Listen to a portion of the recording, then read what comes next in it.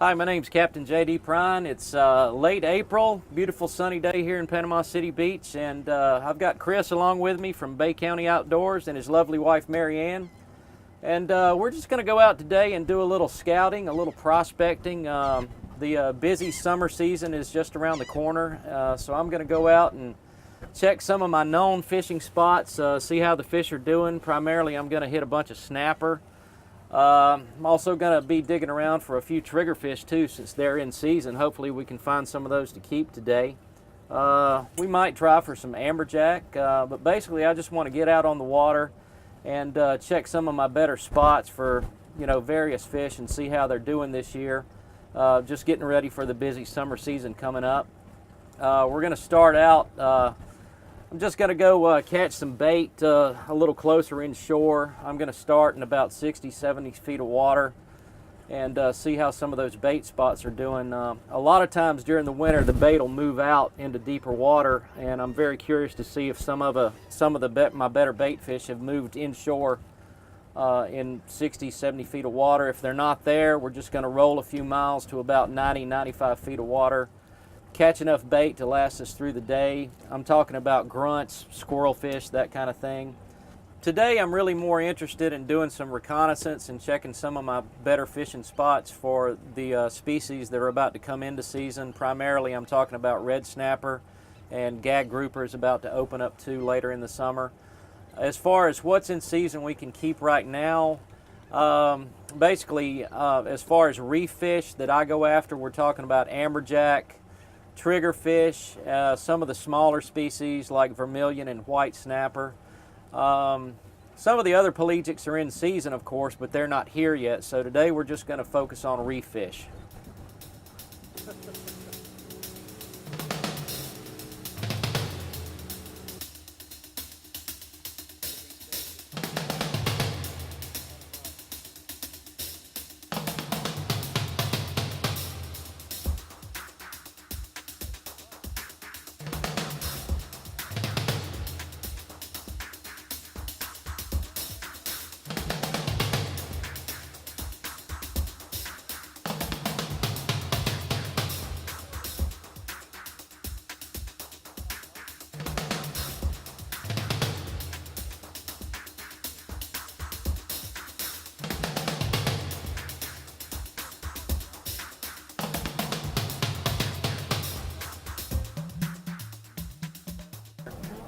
Now reach over with your left, flip that little lever back, all the way back. Now just kind of point the tip down.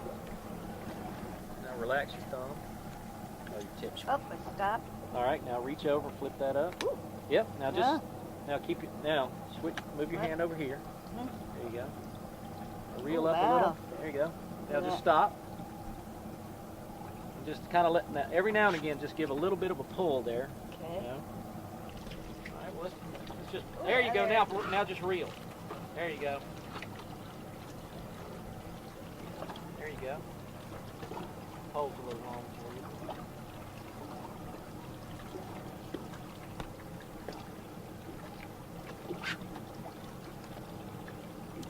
Almost need a belt.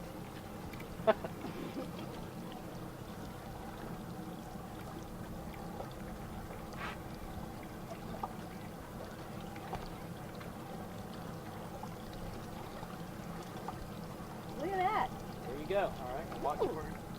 Oh, look at that sea I bass. got 4. Caught him by accident, but He's reeling. I can see your swivel here. What you just did was just right. Okay. Now take the rod off your hip there. There you go. That sea bass. Huh. Look at I'll be that. darned. Yeah. We'll eat him. By accident. You got what? That porgy on the bottom. The white snapper. Let him go. Yeah, we'll let him go. We're out here in about 170 feet of water. And where I was going, I noticed we were close to a spot that I marked on the run. Late last season, I was out of time. I didn't have a chance to fish it and see what's on it, but I marked it so I could come back to it. So now I'm going to fire a bait down on it and see what's there. From the look of it, my guess would be, you know, snapper on top, with any luck, some grouper on the bottom. You never know. We'll just fire a bait down on it and see what comes up, you know. I'm going to try here with some live baits, you know, and if I don't get anything, then I'll fire a chicken rig down on it with some squid, you know, see if it's triggerfish or something like that, you know. But these live baits or some larger cut baits, you know, if there's snapper down there or grouper, we'll know. You know, if nothing hits it, I'll fire some squid down on it and see if it's something smaller, like, you know, possibly white snapper, triggerfish, something like that. I'm not sure if it's a snapper or a grouper, but he's got some shoulders on him at least. Whatever it is, the odds of it being out of season are significant. So I'm just going to take my time bringing him up so the pressure change doesn't hurt him too bad. Because I want him to live. If it's something I have to throw back, which it probably is.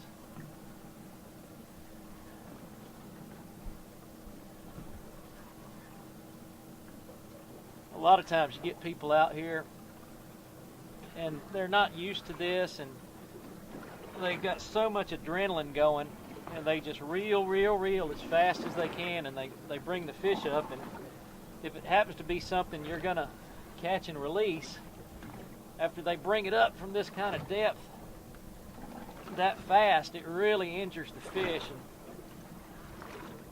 the odds of it surviving are a lot less if you bring it up that fast. I just take my time and bring them up nice and easy.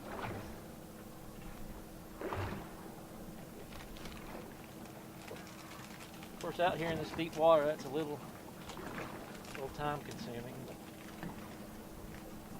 There's a color.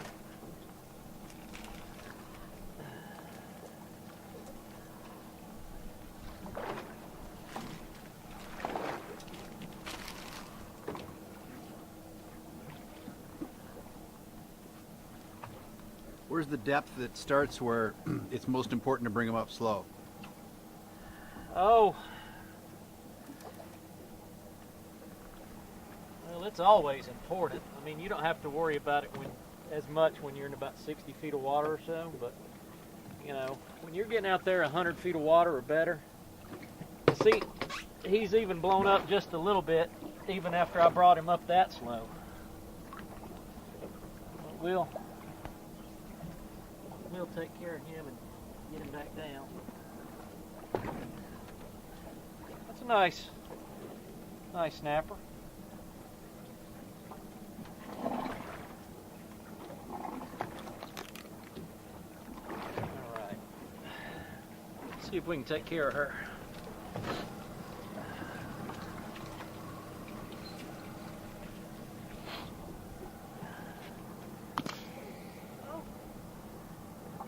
So you make that air bladder go down.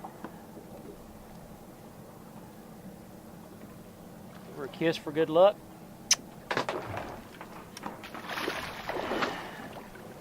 Go down. Go down. Yeah, she's okay.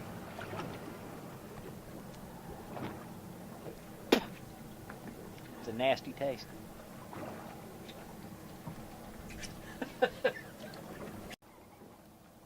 Trigger! Look at the size of that. Nice. That's All what I right. saw. That's what I saw. Right there. Oh no. Come on. That's what I saw. There's no way. Look at the teeth. Those are some great. All right. And this is a big one. He is 20 inches to the fork. Legal size is 14. On there? Oh yeah. Yeah. Yeah. Yeah, just keep reeling. See, he'll swim up with you. Just keep reeling. Keep reeling.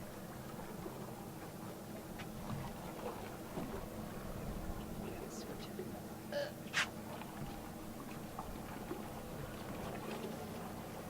you go. Here's another one. There it comes. There he is. He's not as big as the other one. He'll do.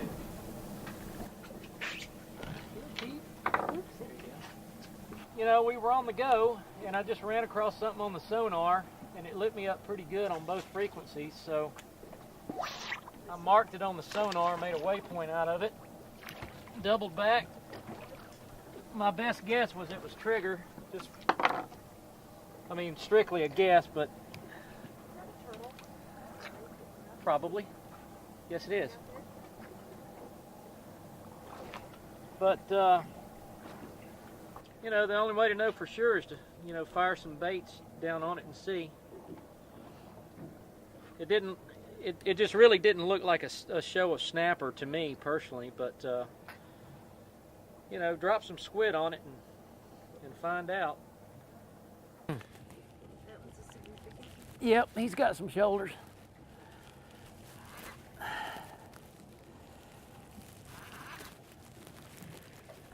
Come on.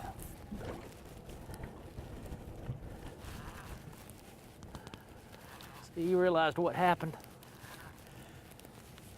I don't like this at all.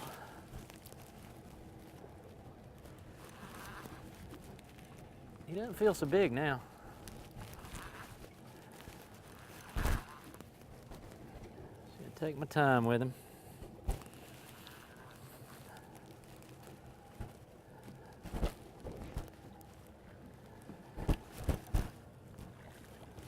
Nice and easy. Yeah, see, up towards the surface now, he's starting to feel bad.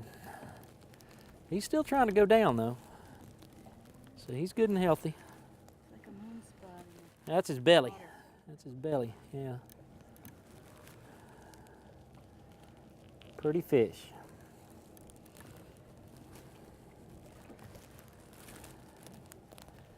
Pretty fish.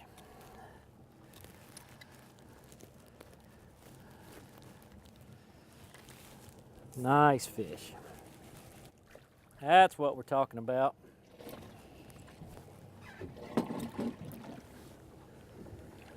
All right. She's a little puffed up. Not bad. All right.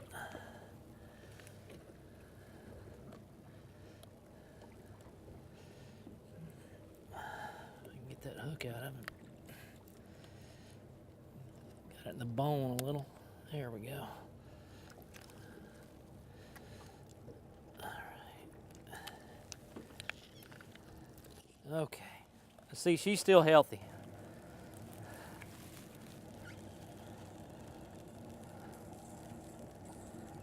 Fish descender to get her back down to the bottom, hopefully. Hopefully it'll just pull her back down. And there she goes. Tell me what the premise of it. Well, we vented her. She's still floating. She's just a little in bad shape from being up on the surface, so that big lead is going to take her down to, you know, some deeper pressure water, for lack of a better phrase. But she should wake up, you know, when she gets about halfway down, maybe a little more. She gets back down in that higher pressure down there, she should start to come to, and she should just swim right off the thing. All right, well, I've stopped it now. She's down there. I can feel her kicking a little. So what I'm going to do is just, and she's off. She's off and running. That's the best chance I can give her, is to get her almost to the bottom and release her there, as opposed to trying to make her swim her way back down to almost 200 feet. Yep, sure enough, I'm out here just trying to find some trigger, maybe some amberjack, anything but snapper. And yet again, I can't keep them off of me.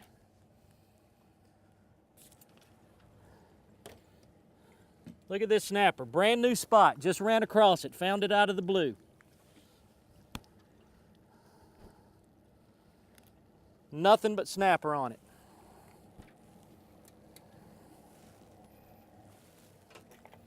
They need to start listening to people like me that are out here every day. I don't care what your statistics say, they're wrong.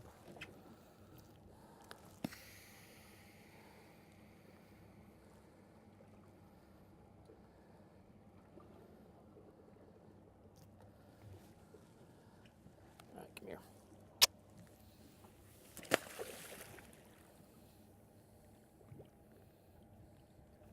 She's real healthy.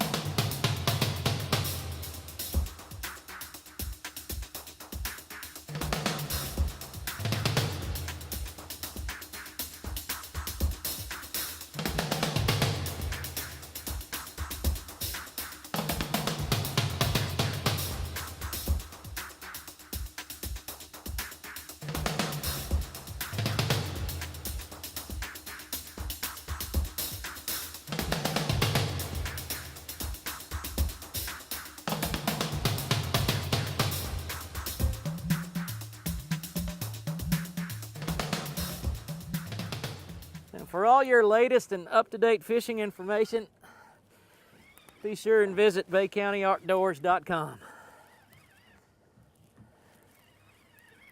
Oh, I'm tired of catching these.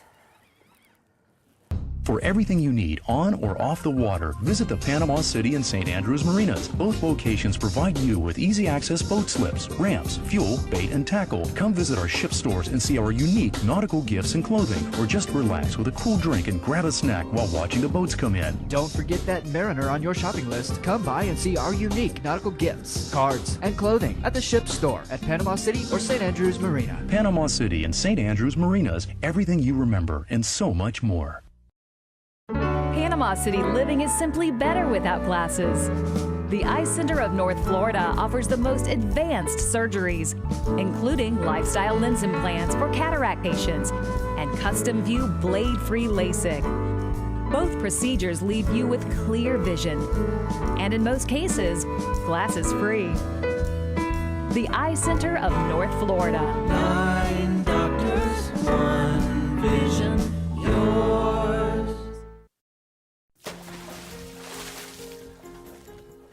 The Captain Anderson makes fishing a breeze. There's a galley on board, and your comfortable trip is all-inclusive. Rod, reel, tackle, bait, and your fishing license. The traditional all-day trip from 7 to 5 p.m. Come aboard the Captain Anderson for a relaxing day of bottom fishing. There's plenty of room, so bring the whole family. It's a whopping big adventure, and that's no fishtail. The Captain Anderson is located at Captain Anderson's Marina, where the fish are always biting and the kids are always smiling. Please call for cruise schedules. Welcome back. This week's Shop Talk. We're here at Sunjammers Water Sports on Highway 79 in Panama City Beach, and we're with my good friend and fishing buddy, West End Steve. A lot of you have seen West End Steve, myth, man, legend. Catching, get a beard, catching a lot of fish on the beach. Steve and I fish quite often here on the west end of Panama City Beach, so we wanted to take some time for Steve to show you how he rigs his rods. Mine are a lot different. I'm lazy. I use the store-bought rigs because surf fishing is more of a way to pass time for me. Steve's a little more hardcore about it, so we're going to let Steve take us through the difference and the merits between store-bought rigs and what Steve does with his custom rigs.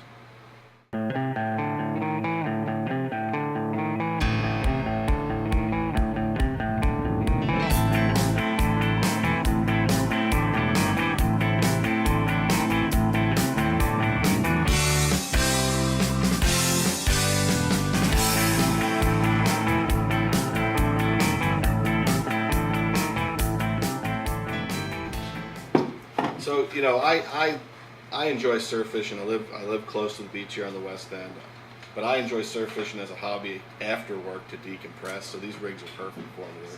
They're always available. I buy them buy 20 at a time, so I always have them in my bag, Ready to go. ready to go. But Steve has refined his craft a little bit more, and so we're gonna turn over to Steve and have him show us some different options as it comes to surf, fish, and bait rigs. One of the reasons I actually switched to start making my own rigs, due to the fact, as it was said earlier by Captain Wilkinson, that you never know what's actually going to be coming through the surf, and the store-bought rigs are very good for your smaller, your pompano, whiting, any of that stuff that's bouncing around in the surf. I noticed though, once we started sometimes in the afternoons where we'd get into the bigger reds that would come in, most of the time either the rig would snap or you would come in with a virtually straight hook barely hanging onto the fish. So I got tired of them breaking, and I decided to start making my own. Usually they're going to consist in length anywhere from probably the 18 to 24 inch mark. Good thing about these as opposed to the store-bought though too is you can also adjust, when you're creating them, you could put your hooks anywhere you want in relation to how you want it to sit on the bottom, whether you want it sitting up off the bottom a little bit, all by where you're going to place your sleeves and your lovely little beads that are going to keep your swivels in place. The swivels that I mainly use are probably the 50 to 65 pound range, so it's definitely stronger than what the line's going to hold, so if anything the line's probably going to break first before any of the equipment on here breaks.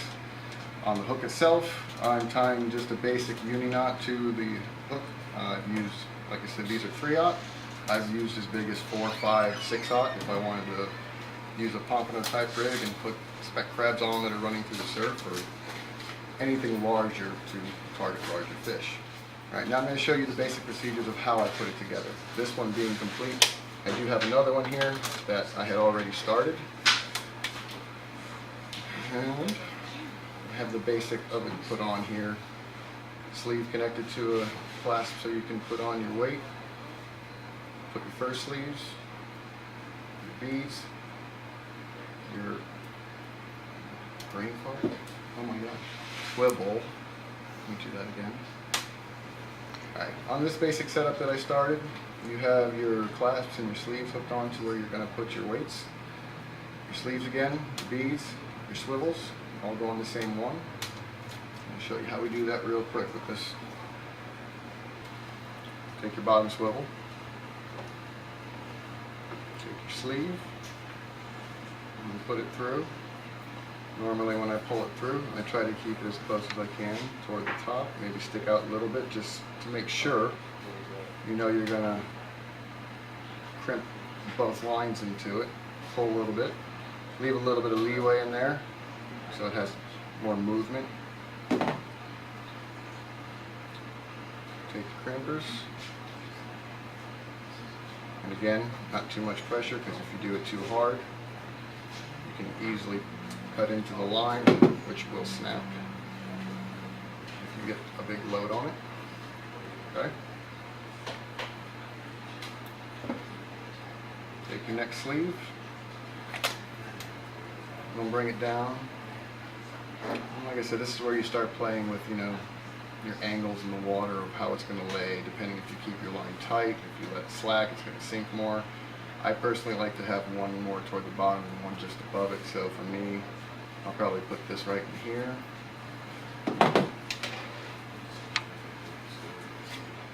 Again, not too hard, lightly. Once your sleeve is on, take one of your small beads. You can use the big ones as well if you want. It really makes no difference on this part of it. One bead. Your swivel, which I usually use again into the 50 to 65 pound range. Take your next bead.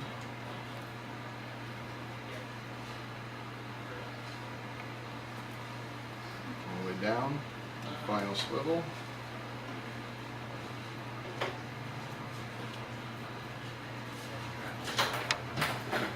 Now, when you crimp on your final sleeve here, again, make sure you leave a little bit of room between the bead and the sleeve, and I do that just by turning it just a little bit to take it off of it and crimping it.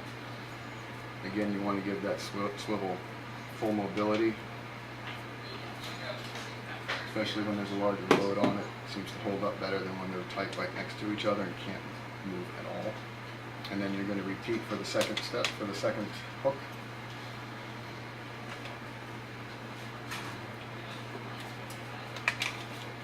Your sleeve, lift it up, take your angle, you figure out where you want it.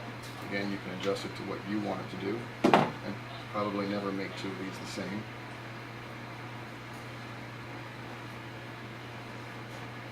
Good. Bead. Swivel. Bead.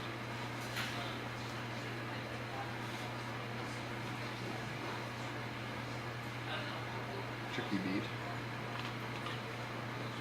And final sleeve.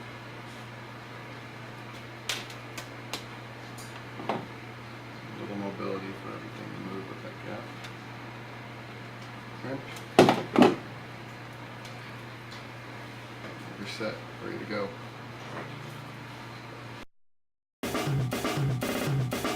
Sunjammers and Hobie Kayaks provide the ultimate lightweight fishing platforms that will offer anyone what they need when it comes time to hit the water. Hobie Kayaks' commitment to innovation, quality, and owner satisfaction is unparalleled in the industry, and the service and selection provided by Sunjammers Watersports is top-notch. So when it's time for you to go kayak fishing, there's only two names you need to remember: Sunjammers Watersports and Hobie Kayaks. Sunjammers Watersports is located on the west end of Panama City Beach and online at sunjammers.com. When you only have one shot, one chance, there are only two names to remember: Browning and C&G Sporting Goods. C&G carries the full line of Browning rifles, shotguns, handguns, knives, and clothing. Like the Browning X-Boat, every component of the Browning X-Boat works together to deliver the most critical feature: total accuracy. Visit C&G Sporting Goods today, because you don't want to miss that one shot.